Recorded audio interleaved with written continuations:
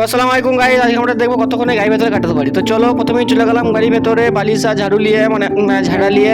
তারপর আমরা এখানে দেখিয়ে দিলাম সেলফি। দেখো 10:37 চ্যানেল শুরু করে দিয়েছি। তারপরে চলে এলো মুড়ি নিয়ে। মুড়ি দেওয়ার পরই হাই দেখিয়ে আমাদেরকে চলে গেল বাড়িতে ছুটতে ছুটতে। বাড়ি চলে যাওয়ার পর আমরা মুড়িটা দেখিয়ে দিলাম একবার। কেন কি জানি ঢুকার চেষ্টা করছিল, একে ঢুকতে দিচ্ছিলাম না, বলে তুই বেরিয়ে যা এখান থেকে। ও বললো বেশ ঠিক আছে আমি ঢুকবো না, তুই পালা আমাদেরকে অসম্মান করে দিলি।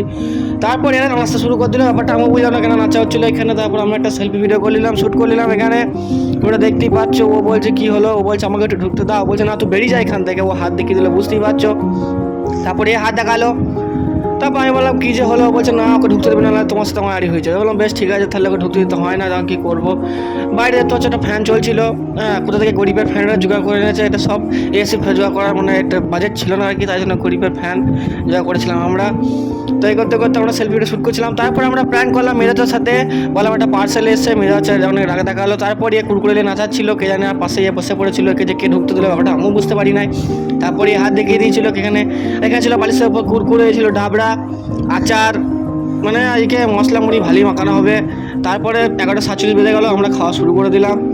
দেখো এখানে সে সদমূলা ভুজে এনেছে, আর দেখো এখানে পানি খাচ্ছিল। ও এখানে থইটালে যে কী করছিল, ও শরীরে ফোন বার করছিল, ওটা বুঝতে পারি না আমি। তো তারপরে সদমূলা ভুজিয়া খেতে শুরু করে দিয়েছে। আমি দেখিয়ে দিলাম ভুজিয়াটা, ও দেখিয়ে দিল আর ভুজিয়াটা। তারপরে তো এক মুখে ভরে নিল।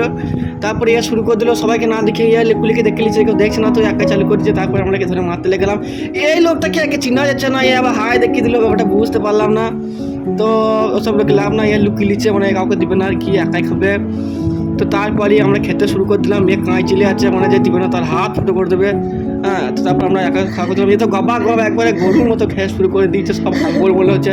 দেখো মুখে চোখে লাগে একাকার করেছে, সব ব্যাপারটা বুঝে যাচ্ছে না। দেখো দাঁত দেখো করে খেয়েছে। তো আজকে এখানে কুরকুরে খাওয়া দিয়ে মিনি ব্লগটা এখানে শেষ করলাম। চ্যানেলটা